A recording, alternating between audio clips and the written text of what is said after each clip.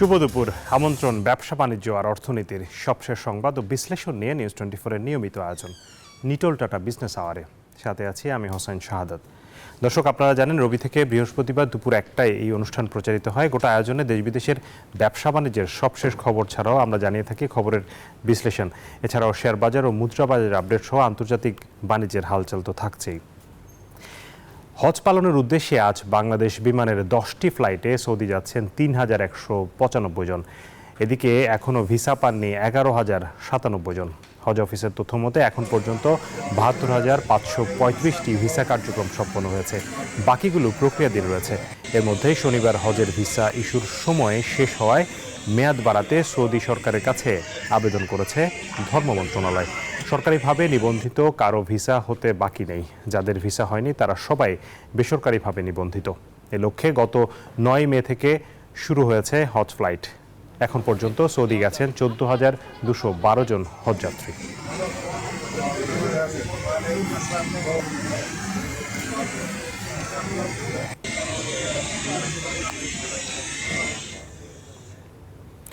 এদিকে চট্টগ্রাম থেকে হজ ফ্লাইট শুরু হচ্ছে আগামীকাল। হজযাত্রীদের পরিবহনে এরই মধ্যে সব ধরনের প্রস্তুতিও সম্পন্ন করেছে বাংলাদেশ বিমান এয়ারলাইন্স।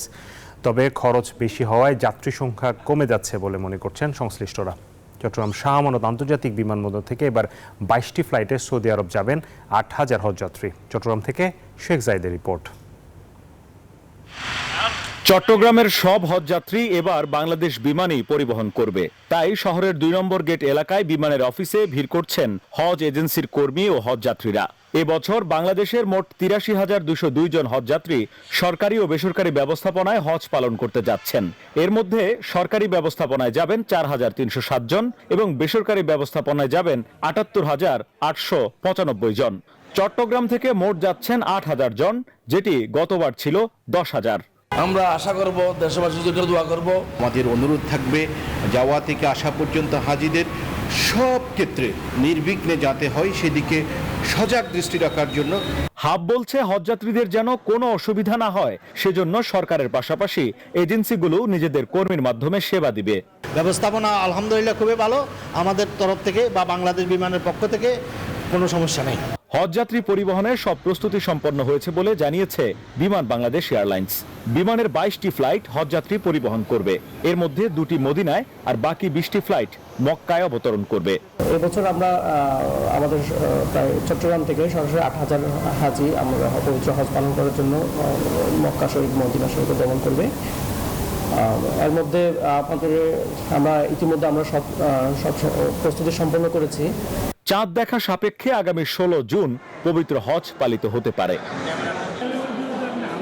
শেখ জায়েদ, নিউজ 24, চট্টগ্রাম।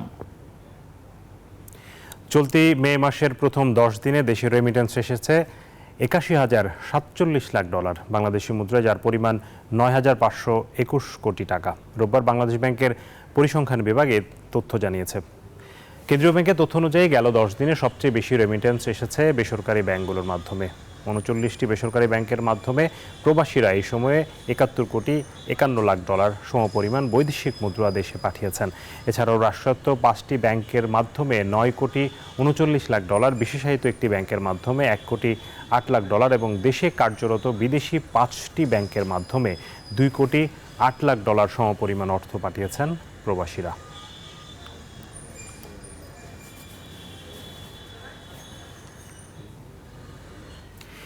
ঈদুল আজহাকে সামনে রেখে চামড়া কেনাবেচা চলমান রাখতে ব্যবসায়ীদের নগদ ঋণ সহায়তা দিতে বাংলাদেশ ব্যাংকে চিঠি দেবে শিল্প মন্ত্রণালয়। গতকাল রাজধানীর মতিঝিলে মন্ত্রণালয়ের সভাকক্ষে চামড়া শিল্পের উন্নয়নে সুপারিশ প্রদান ও কর্মপরিকল্পনা প্রণয়নের লক্ষ্যে গঠিত টাস্কফোর্স কমিটির 7ম সভা শেষে একথা জানান শিল্পমন্ত্রী নুরুল মজিদ মাহমুদ হুমায়ুন। বলেন, সহজ শর্তে ঋণ নিয়ে ব্যবসায়ীরা যাতে 8-9 মাস ব্যবসা করতে পারেন সে লক্ষ্যে এমন উদ্যোগ নিচ্ছে শিল্প মন্ত্রণালয়। এর আগে ট্যানারি অ্যাসোসিয়েশনের সভাপতি শাহিন আহমেদ জানান, লোকসানে আছেন তারা, এজন্য প্রণোদনা দিতে অনুরোধ জানান শিল্প মন্ত্রণালয়ের কাছে।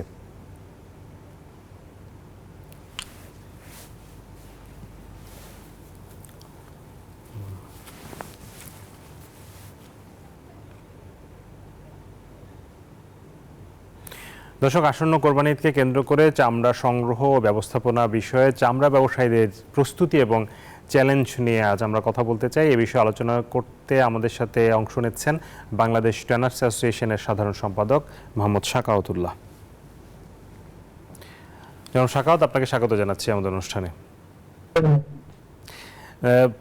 জনাব শাকাওয়াত, আর মাত্র 1 মাসেরও কম সময় বাকি, 1 মাসের কিছু সময় বেশি বাকি আছে কোরবানির, এবং এই সময়টাতে আসলে আপনাদের ব্যস্ততা বেড়ে যায়, কারণ এটি আপনাদের সবচেয়ে বড়, যে আপনাদের কাঁচামাল সংগ্রহের সবচেয়ে বড় এবং প্রধান সময়।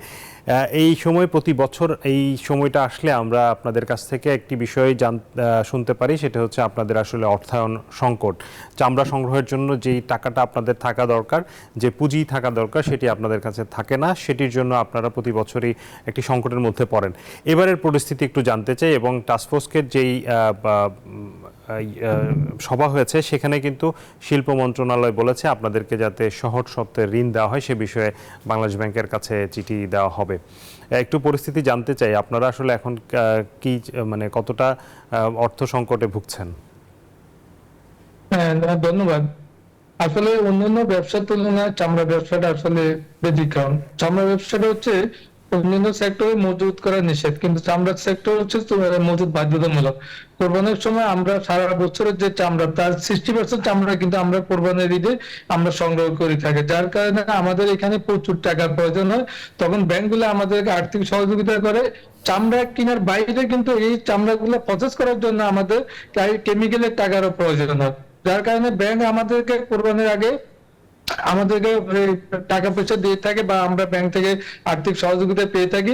এইটা আবার পরবর্তী কোরবানির আগে কিন্তু আমরা ধাপে ধাপে এই টাকাগুলো আমরা অ্যাডজাস্ট করে দিই।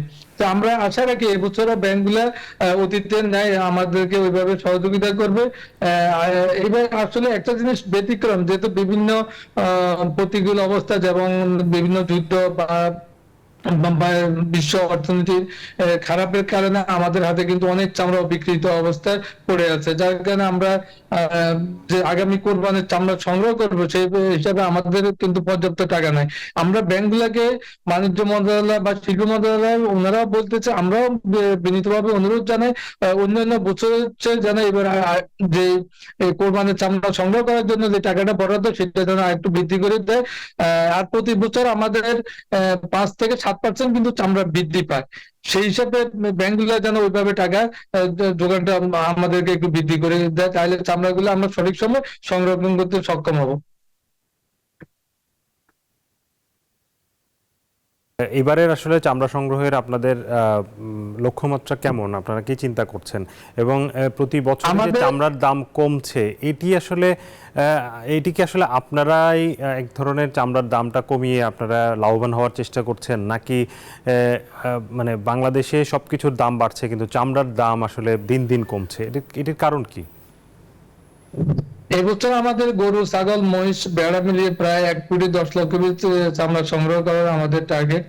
আর আপনি যেটা বলছেন, আপনি দেখেন গত বছর কিন্তু চামড়ার দাম মোটামুটি ভালোই ছিল। আমরা ট্যানারি মালিকরা যখন আমরা চামড়াটা সংগ্রহ করি, আমরা কিন্তু 4 থেকে 5 হাত বদলে আমাদের কাছে চামড়াটা আসে। আমরা কত টাকা চামড়া কিনি, আমরা লবণযুক্ত চামড়াটাই আমরা সাধারণত কিনে থাকি। আমরা কত টাকা চামড়া কিনি আপনি আড়তে খবর নিয়ে দেখেন, বা আমাদের ট্যানারি গুলাতে বিল বাউচার গুলো আছে, আপনারা দেখবেন আমরা কিন্তু ওই যে আপনি ঈদের দিন যে চামড়া বেচা বিক্রি হয়, ওই চামড়া দিয়ে আমাদের যে আমরা যে চামড়া সংগ্রহ করি ওইটার দাম আপনার ইয়ে করা খুব জটিল। যেহেতু আমরা যারা ঈদের দিন চামড়া সংগ্রহ করে তারপরে তারা অন্য আড়তদার বা মজুদদার ওদের কাছে বিক্রি করে, ওদের থেকে চামড়াটা ধাপে ধাপে আমাদের কাছে আসে। তো সেই ক্ষেত্রে কিন্তু আমরা সরাসরি চামড়াটা ওইভাবে সংগ্রহ না করার ফলে বিভিন্ন ধাপের যখন চামড়া সংগ্রহ করতে হয় তখন চামড়ার দামটা অটোমেটিকলি আমাদের কাছে যখন আসে তখন অনেক বেড়ে যায়। মজুরি বৃদ্ধি নিয়ে একটি আলোচনা চলছে এবং আপনাদের মজুরি বাড়াতে হবে। সেক্ষেত্রে যে মজুরি বৃদ্ধির কারণে বিভিন্ন ধরনের দাবি এর মধ্যে এসছে। শ্রমিকরা দাবি করছেন যে তারা 25,000 টাকা মজুরি, তাদের ন্যূনতম মজুরি করা হোক। সিপিডির পক্ষ থেকে বলা হয়েছে 22,000, 23,000-এর কাছাকাছি একটি তারা প্রস্তাব করেছেন। আপনারা বলছেন এটি আসলে সম্ভব না। এই জায়গায় আলোচনা আসলে কোন পর্যন্ত পৌঁছেছে এবং আপনাদের সক্ষমতার জায়গাটা কোথায়? আসলে এখানে দেখেন গার্মেন্টস শ্রমিক হচ্ছে ট্যানারি শ্রমিকরা তুলনামূলক বেতন বেশি পাচ্ছে, ওদের ন্যূনতম বেতন গার্মেন্টস শ্রমিকের চেয়ে বেশি। একটা বিষয় এখানে লক্ষণীয়, সেটা হচ্ছে যে গার্মেন্টস মজুরি বৃদ্ধির আগে তাদের বায়ারদের সাথে তারা একটা নেগোসিয়েশন করে নিয়েছে 5 সেন্ট বা 3 সেন্ট বা 4 সেন্ট একটা পণ্যের দাম বৃদ্ধি করে নিয়েছে। কিন্তু আমাদের এখানে উল্টাটা, আমরা যেটা 10% সাবসিডি বা প্রণোদনা যেটা আমাদেরকে সরকার দিত, সেটা অর্থ বছরের মাঝামাঝি কিন্তু বন্ধ করে দেয়। পরবর্তীতে আমরা কিন্তু এখন আর বায়ারদের থেকে আমরা যে 5 সেন্ট 10 সেন্ট বা 3 সেন্ট বৃদ্ধি করে নিব মজুরির ইস্যু করে, সেটা আমাদের পক্ষে সম্ভব না। এমনি আমাদের অবস্থা খুবই খারাপ, নাজুক অবস্থায় আমরা আছি। আমাদের একমাত্র বায়ার বলতে যারা 60% চামড়া আমাদের সংগ্রহ করে সেটা হচ্ছে চায়না। চায়নারা উপযুক্ত দাম দেয় না, যে দাম দেয় সেই দামে আমাদের আসলে যে প্রোডাকশন কস্ট সেটা আমরা পাই না। তারপরে আমাদের মজুরি যদি ওইভাবে বৃদ্ধি করা হয় তাহলে ট্যানারি গুলো খুব বেকায়দায় পড়ে এবং বিপদে পড়ে যাবে। আসলে কতটুকু পর্যন্ত বাড়াতে পারবেন আপনাদের এখনকার যে সক্ষমতা আছে? এইটা নিয়ে আমরা আমাদের ট্যানারি ওয়ার্কার্স ইউনিয়ন, আমাদের ট্যানার্স, আমরা একটা ত্রিপক্ষীয় একটা চুক্তি হয়, আমরা ওদের সাথে আমরা আলোচনা করতেছি। বর্তমান বাজার এর সাথে মিল রেখে আমরা একটা প্রস্তাবনা আমরা করব। আমরা ট্যানারি ওয়ার্কার্স ইউনিয়ন এটা আমাদেরকে সহযোগিতা করতেছে।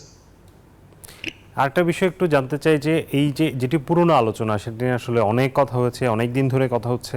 আপনারা LWG সার্টিফিকেট পাচ্ছেন না, যেটির কারণে আপনারা ইউরোপে রপ্তানি করতে পারছেন না, যার প্রভাব কিন্তু পুরো চামড়া খাতে পড়ছে এবং যার জন্য শ্রমিকরা চাকরি হারাচ্ছে, তাদেরকে আপনারা বেতন বাড়াতে পারছেন না, আপনারা অর্থায়ন সংকটে ভুগছেন, চামড়ার দাম পড়ে যাচ্ছে, সবকিছু মিলে অর্থনীতিতে একটি বিরূপ প্রভাব পড়ছে, রপ্তানি কমে যাচ্ছে। এই সবকিছুর মূল কিন্তু একটি কারণ, সেটি আপনারা কমপ্লায়েন্স হতে পারছেন না। কেন হতে পারছেন না? কারণ আপনাদের আসলে যে সেন্ট্রাল ইটিপি সেটি আসলে ফাংশনিং হচ্ছে না পুরোপুরি। এত বড় একটা শিল্পে শুধুমাত্র একটি ইটিপির কারণে পুরো শিল্পটা এত বছর ধরে সাফার করছে, এটি কি আসলে অনেক বড় একটি সিস্টেম লসের মধ্যে পড়ে যাচ্ছেন না? এটি কেন আপনারা সরকারের সাথে বসে অথবা আপনারা নিজেরা বিনিয়োগের মাধ্যমে এই সমস্যা কেন সমাধান করছেন না? দেখেন, শতভাগ কাঁচা চামড়ার শর্ত থাকার শর্তে আমরা এই সুবিধাটুকু নিতে পারতেছি না, একমাত্র কমপ্লায়েন্সের কারণে। আমরা বাণিজ্য মন্ত্রণালয় একটা উইংস আছে LSBPC এবং এশিয়া ফাউন্ডেশনের উদ্যোগে আমরা 12টা ট্যানারিকে গ্যাপ অ্যানালাইসিস করেছি। তার ভিতরে ঢাকাতে 10টা ট্যানারি, ঢাকার বাইরে 2টা ট্যানারি। পরবর্তীতে দেখা যাচ্ছে যে ঢাকার বাইরে যে 2টা ট্যানারি, একটা হচ্ছে সাপ আর এটা হচ্ছে সুপাররেক্স, ওরা কিন্তু LWG সনদ পেয়ে গেছে। আমরা ঢাকাতে যে 10টা ট্যানারিকে গ্যাপ অ্যানালাইসিস করে আমরা প্রিপেয়ার করেছিলাম, সেটার ভিতরে একটা পায় না। যার একমাত্র কারণ হচ্ছে যে আমাদের আসলে সিটিভির কিছু কাজ এখনো অসম্পূর্ণ, আর ওয়েস্ট ম্যানেজমেন্ট নিয়ে আমরা পুরোপুরি কাজ করতে না পারার কারণে কিন্তু আমরা ঢাকাতে যে ট্যানারি গুলো আছে এগুলো দিন দিন আমরা পিছিয়ে যাচ্ছি। এখানে আসলে সরকার আরেকটু সহযোগিতা করার দরকার। আমরা যে আর্থিকভাবে যে সারা বছর যে এক্সপোর্টের যে ক্ষতি হচ্ছে, যেটা হয়তোবা আমি মনে করি যে প্রতি বছর আমরা 1 থেকে 1.5 বিলিয়ন আমরা কম এক্সপোর্ট করতে পারতেছি। আমাদের এখানে প্রায় 700 থেকে 800 কোটি টাকা যদি আমরা নতুন করে বিনিয়োগ করা হয় সিটিভি বা ওয়েস্ট ম্যানেজমেন্টের উপরে, তাহলে 1 বছরের ভিতরে কিন্তু আমরা এক্সপোর্টে এর চেয়ে বেশি টাকা আমরা নিয়ে আসতে পারি বাইরের থেকে। এখানে সরকার এই খুব গুরুত্ব সহকারে কাজ করতেছে। আমরা মনে করি যে এটা আরো দ্রুত সময়ের ভিতরে এটা করা দরকার, যেহেতু ট্যানারি গুলো দিন দিন ক্ষতিগ্রস্ত হয়ে যাচ্ছে এবং অনেক ট্যানারি, বড় বড় ট্যানারি গুলো কিন্তু প্রায় বন্ধ হয়ে গেছে। ছোটখাটো যেগুলো আছে এগুলোর অবস্থা খুব নাজুক অবস্থায় আছে এখন। আপনি বলছেন যে সরকার খুব গুরুত্বের সাথে কাজ করছে। গুরুত্বের সাথে যদি আসলে কাজ করে থাকে, 7 থেকে 800 কোটি টাকা বাংলাদেশের বর্তমান প্রেক্ষাপটে আসলে অনেক বড় টাকা না, এটি আপনি নিশ্চয়ই জানেন। বাংলাদেশে অনেক বড় বড় প্রকল্প হচ্ছে, যেই খাতটি আসলে আপনি বলছেন যে 1.5 বিলিয়ন বেশি এক্সপোর্ট আর্নিং দিতে পারতো, সেখানে 700-800 কোটি টাকা কেন বিনিয়োগ হচ্ছে না? এখানে আসলে বাধাটা নিশ্চয়ই কোনো এক জায়গায় আছে, কারণ এটা নিয়ে তো আজকে 10 বছর ধরে কথা হচ্ছে। আপনি বলছেন সরকার আন্তরিকতার সাথে কাজ করছে, যদি সেটি হতো তাহলে তো এই কাজটি আসলে এতদিন বিলম্বিত হওয়ার কথা না। এখন একটা সিস্টেমের ভিতরে আসতে হয় সাধারণত এই সমস্ত কাজগুলো করার জন্য, যেহেতু প্রকল্পের মেয়াদ 2021 সালে এটা শেষ হয়ে গেছে। এখন নতুন করে এখানে অর্থায়ন করার জন্য সরকারের যে সিস্টেমের ভিতরে সরকার কিন্তু কাজ করতেছে। আশা করি আমরা এটা খুব দ্রুত সময়ের ভিতরে এটা সমাধান হয়ে যাবে। এবং সেকেন্ড পেজে আমাদের একটা প্রস্তাবনা আছে, যেটা হচ্ছে ওইখানে একটা ইউরোপ স্ট্যান্ডার্ড আর একটা ইটিপি সিটিপি করার জন্য, সেটা নিয়ে আমাদের সরকারের উচ্চ পর্যায়ে এটা নিয়ে কাজ করতেছে। জি, আমরাও আশা করছি যে এটি হয়ে যাবে। কিন্তু এই মুহূর্তের এক্সপোর্টের পরিস্থিতি কি এবং বিশ্ববাজারে আসলে ডিমান্ডটা কেমন আছে? আপনারা কি চ্যালেঞ্জগুলো ফেস করতেছেন এখন? আমাদের আসলে মার্কেট 60% মার্কেট হচ্ছে চায়না। আমরা ইউরোপে যখন মার্কেট আমরা যদি না যেতে পারি, তাহলে আমরা চামড়ার যে উপযুক্ত দাম এটা পাবো আমরা ইউরোপে গেলে। চায়নার উপরে বেস করে আমাদের আসলে চামড়ার যে দাম পাই, এটা আসলে বিক্রি মূল্য আমাদের উঠা খুব কষ্ট হয়ে যাচ্ছে। আর যেটা হচ্ছে আমরা কিন্তু ভালোই ছিল, বছরের প্রথম দিকে মোটামুটি ভালোই ছিল। লাস্টের যাই বিভিন্ন যুদ্ধ বা লাস্টে যাই ফিলিস্তিন ইসরায়েলের যুদ্ধ কিছুটা এফেক্ট আমাদের চামড়া সেক্টরে হচ্ছে বা হইতেছে। এইগুলো আশা করি হয়তো বা বেশি দিন থাকবে না। আমরা আশা রাখি সবসময়, আমরা এগুলো অতীত দেখেছি, বর্তমানে আমরা আশাবাদী যে এই সমস্যাগুলো অতি দ্রুত আমরা কেটে উঠবো। জি সাখাওয়াত, জনাব সাখাওয়াত, আপনাকে সবশেষ যে প্রশ্নটা করতে চাই, প্রতি বছর আমরা দেখি চামড়া নিয়ে একটি অরাজকতা হয়, কোনো বছর বেশি কোনো বছর কম, শেষ পর্যন্ত চামড়ার দাম পাওয়া যায় না, চামড়া অনেক নষ্ট হয়। এই বছর আপনারা চামড়া সংগ্রহের ক্ষেত্রে মানে আপনারা কি আশা করছেন এবং কি আশ্বাস দিতে পারেন যে মানুষ আসলে চামড়ার দাম পাবে কিনা এবং চামড়া বিক্রি আপনারা কিনবেন কিনা সঠিক দামে? আমরা ক্লিয়ার মেসেজ দিচ্ছি আপনাদের মাধ্যমে, সেটা হচ্ছে যে যথাসময় চামড়া গরু গায়ের থেকে ছিলার পরে 6 ঘন্টার ভিতরে চামড়া লবণ দিতে হবে। চামড়া যদি সঠিকভাবে সংরক্ষণ করা হয়, আমরা ন্যায্য দাম দিয়ে যে বাংলাদেশের যে কোনো জায়গায় থাকুক না চামড়া, আমরা ওইখান থেকে নিয়ে আসবো, চামড়া ন্যায্য মূল্য পাবে। আর চামড়া যদি সঠিক সময় লবণ দিয়ে সংরক্ষণ করা যদি না হয়, তাহলে চামড়ার ন্যায্য দাম পাবে না। চামড়ার গুণগত মান যখন নষ্ট হয়ে যায়, তখন চামড়ার ন্যায্য দাম নিয়ে প্রশ্ন উঠে। তো আমি সবাইকে অনুরোধ করবো, যারা চামড়া সংগ্রহ করবেন, কোরবানির 6 ঘন্টার ভিতরে চামড়াকে প্রিজার্ভেশন বা সংরক্ষণ করবে, এই অনুরোধ আমি সবার কাছে জানাই। জি, অসংখ্য ধন্যবাদ জনাব সাখাওয়াত আপনাকে। দর্শক, চামড়া খাতের অর্থায়ন এবং নানান সংকট বিষয়ে কথা বলছিলেন ট্যানার্স অ্যাসোসিয়েশন অব বাংলাদেশের সাধারণ সম্পাদক সাখাওয়াতুল্লাহ। দর্শক, নিটল ডাটা বিজনেস আওয়ারের সময় হলো একটা বিরতির। ফিরবো শেয়ার বাজার আপডেট ও ব্যবসা বাণিজ্যের আরও খবর নিয়ে, সাথেই থাকুন।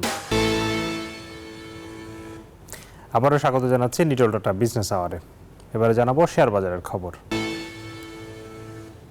দর্শক, পুঁজিবাজারে আপনারা জানেন যে গত কিছুদিন ধরে বেশ ওঠানামা চলছে। গত 1 মাসের যেই পুঁজিবাজারে যে টালমাটাল অবস্থা, সেটি থেকে এই চলতি মাসের শুরুতে কিছুটা ঘুরে দাঁড়ালেও আবারও কিন্তু পতনের ধারায় ফিরে গেছে। তবে আজকের যে লেনদেন পরিস্থিতি সেটি আপনাদেরকে জানাতে চাই। এই মুহূর্তে আসলে লেনদেনের কি অবস্থা, আমরা যে চলে যাচ্ছি ডিএসসির ওয়েবসাইটে। ডিএসসির ওয়েবসাইটে আমি পরিষ্কার দেখতে পাচ্ছি না যদিও।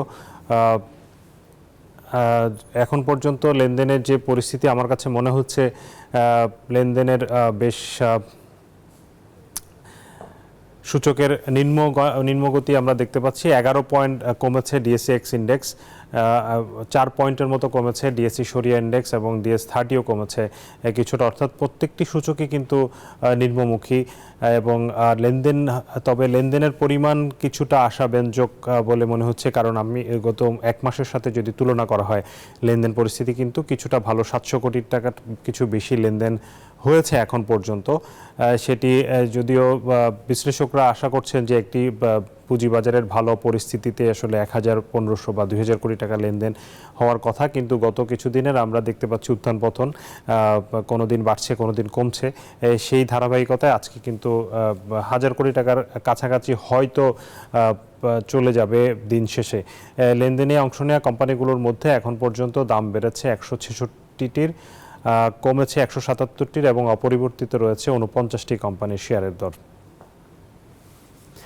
দর্শক, পুঁজিবাজারের পর এবার আপনাদের জানাতে চাই স্বর্ণ, মুদ্রা এবং রূপার বাজারের আপডেট। শুরুতেই মুদ্রা বাজার পরিস্থিতি। মুদ্রার বিনিময় মূল্য আমরা যদি দেখি, মার্কিন ডলার আজকে কেনা হচ্ছে বাণিজ্যিক ব্যাংকগুলোতে 116 টাকা 50 পয়সায় এবং বিক্রি হচ্ছে 117 টাকা 50 পয়সা। আপনারা জানেন সাম্প্রতিক সময়ে কিন্তু ডলারের দাম বাড়ানো হয়েছে, অর্থাৎ 117 টাকা নির্ধারণ করা হয়েছে ডলারের, সরকারিভাবে ডলারের দাম, এবং ব্যাংকগুলো কিন্তু কিছুটা বাড়তি দামেই বিক্রি করছে দেখা যাচ্ছে, 17 টাকা 50 পয়সা, এবং অন্যান্য ব্যাংকে কিন্তু আরও কিছুটা হয়তো 50 পয়সা বা 1 টাকা বাড়িয়ে বিক্রি করা হচ্ছে বলে আমরা জানতে পেরেছি। মুদ্রার পরে আমরা একটু স্বর্ণের দরদাম জানাতে চাই। স্বর্ণ প্রতি ভরি 22 ক্যারেট স্বর্ণ বিক্রি হচ্ছে 1,17,000 টাকার কিছু বেশি, 21 ক্যারেটের দাম পড়ছে 1,11,000 টাকা, 18 ক্যারেট 95,960 টাকা, এবং সনাতন স্বর্ণ ভরিতে 80,000 টাকায় বিক্রি হচ্ছে। রূপার দরদাম জানাবো।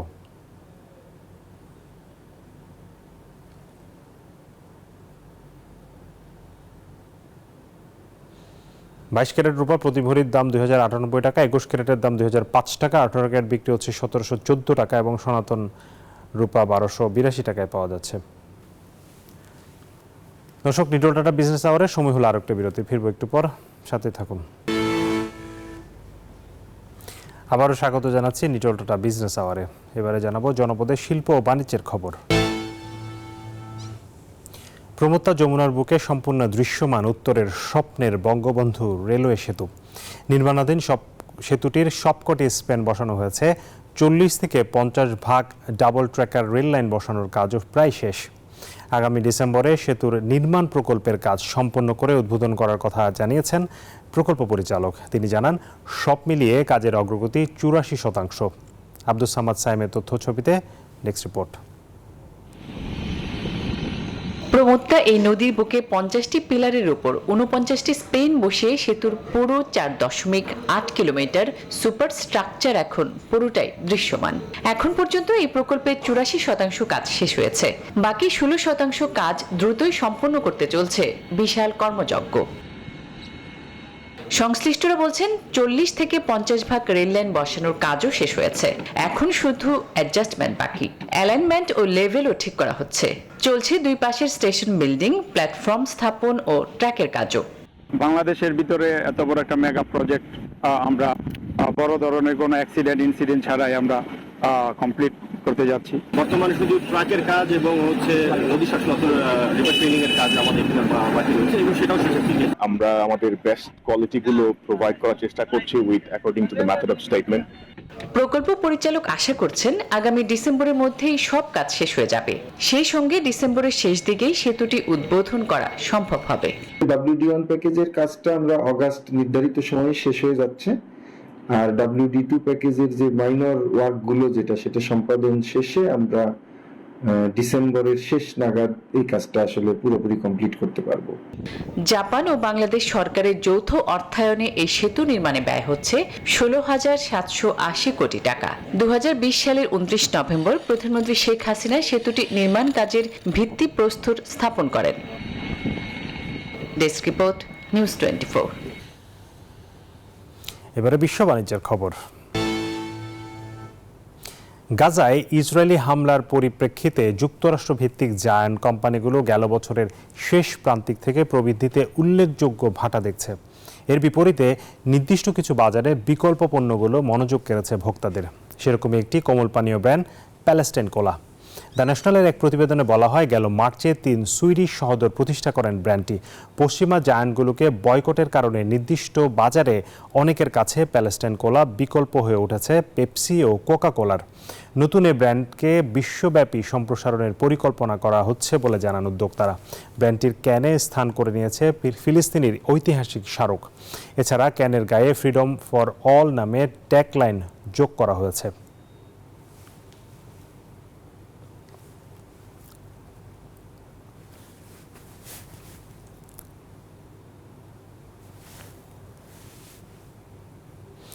বিশ্বের সবচেয়ে ব্যয়বহুল নির্বাচন হতে যাচ্ছে ভারতে।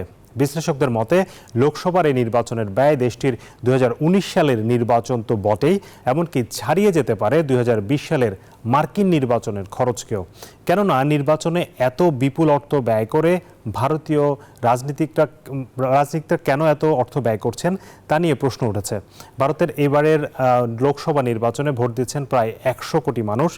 ইতিহাসে এর আগে কোনো নির্বাচনে এত লোকের ভোট দেওয়ার নজির নেই। Next report. বিশ্বের সবচেয়ে জনবহুল দেশ ভারত। বড় দেশ হওয়ায় ভোটারের সংখ্যাও অনেক বেশি, আর তাদের সবার কাছে পৌঁছাতে একটু বেশি পরিমাণেই খরচ করতে হয় রাজনৈতিক দলগুলোকে। তবে দেশটির নির্বাচনী ব্যয়ের অঙ্কটা ভারতীয় ভোটারের সংখ্যার চেয়েও অনেক বড়। দেশটিতে গেল 2 দশকে জনসংখ্যার বৃদ্ধির হার 27%, যেখানে একই সময়ে 165% বেড়ে গেছে নির্বাচনী ব্যয়। ভারতের সেন্টার ফর মিডিয়া স্টাডিজের তথ্যানুযায়ী 2019 সালের নির্বাচনে বিজ্ঞাপন, দলীয় কর্মীদের মজুরি এবং পরিবহন খরচ মেটাতে চলে গেছে অর্ধেকেরও বেশি পার্টি ও প্রার্থীর ব্যয়ের একটা বড় অংশ। এবারও ভোটারদের নিজেদের দিকে টানতে ব্যয়বহুল, পরিশীলিত ও চটকদার অনেক উপায় বেছে নিচ্ছেন নেতারা। গুগল বলছে, এবারের নির্বাচনের আগের মাসগুলোতে বিজ্ঞাপনের পেছনে যে ব্যয় করা হয়েছে তা গেল নির্বাচনের তুলনায় বেশি 6 গুণ। ভোটারদের জন্য মিষ্টি কেনা, মদ, টেলিভিশন, ছাগল উপহার দেওয়াও নির্বাচনী ব্যয় বাড়ার অন্যতম কারণ। ক্যালিফোর্নিয়া বিশ্ববিদ্যালয়ের এক গবেষণায় জানা গেছে, ভোটারদের উপহার দিতে গিয়ে বেশিরভাগ সময়ই চাপে পড়ে যাওয়ার বিষয়টি স্বীকার করেছেন ভারতের 80% প্রার্থী। তবে ভারতীয় নির্বাচনী আইন অনুযায়ী এত বড় বড় উপহার দিয়ে ভোটারদের নিজের দলে টেনে আনা অবৈধ। 15 এপ্রিল ভোট শুরুর 1 সপ্তাহ আগে নির্বাচন কমিশন জানিয়েছিল, লেভেল প্লেইং ফিল্ড নিশ্চিত করতে অভিযান চালিয়ে নগদ সহ 4,700 কোটি রুপির উপহার সামগ্রী জব্দ করা হয়েছে, যা একটি আংশিক চিত্র মাত্র। প্রচারণার সময় খরচের এই বাড়াবাড়ি পরবর্তীতে নির্বাচনী ব্যক্তিকে প্রভাবিত করে। জয়ী হওয়ার পর নেতাদের মধ্যে তৈরি হয় খরচের ক্ষতি পুষিয়ে নেয়ার মনোভাব। জরিপে দেখা গেছে 2019 সালে বিজয়ী প্রার্থীদের সম্পত্তির হিসাব বিবরণীতে ছিল 4 কোটি রুপি, আর প্রচারণায় তার প্রায় 16 গুণ বেশি খরচ হয়েছে তাদের। বেশিরভাগ ক্ষেত্রেই দেখা যায় খরচ করা অর্থ বৈধ উপায়ে অর্জিত নয়। নিবিন আমিন, নিউজ 24। দর্শক, এই ছিল নিটল টাটা বিজনেস আওয়ারের আজকের আয়োজনে। ব্যবসা বাণিজ্যের সবশেষ খবর ও খবরের বিশ্লেষণ জানতে চোখ রাখুন রবি থেকে বৃহস্পতিবার দুপুর 1টায় বিজনেস আওয়ারে। এছাড়া রাত 9টায় বিজনেস এক্সপ্রেস দেখার আমন্ত্রণ জানিয়ে এখানে শেষ করছি। এতক্ষণ সাথে থাকার জন্য ধন্যবাদ সবাইকে।